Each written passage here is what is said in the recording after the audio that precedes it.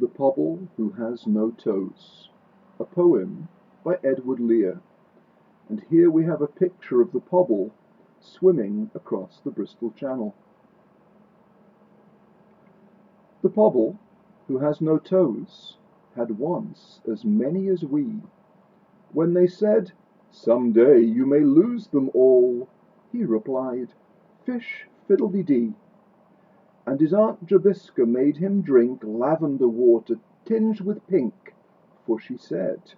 "The world in general knows there's nothing so good for a Pobble's toes." The Pobble who has no toes swam across the Bristol Channel, but before he set out he wrapped his nose in a piece of scarlet flannel, for his Aunt Jobiska said, "No harm can come to his toes if his nose is warm," and it's perfectly known that a Pobble's toes are safe, provided he minds his nose. The Pobble swam fast and well,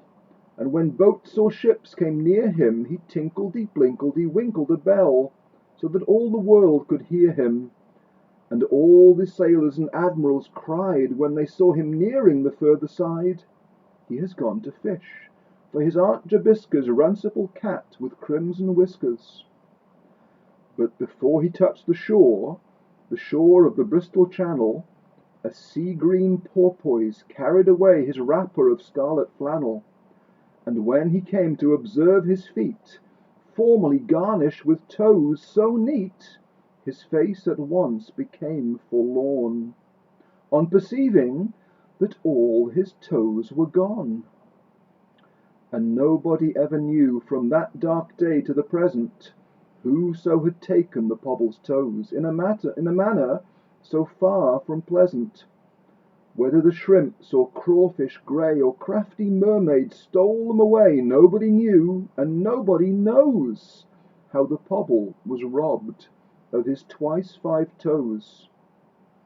The Pobble who has no toes was placed in a friendly bark, and they rowed him back and carried him up to his Aunt Jobiska's park, and she made him a feast at his earnest wish of eggs and buttercups fried with fish, and she said, "It's a fact, the whole world knows, that Pobbles are happier without their toes."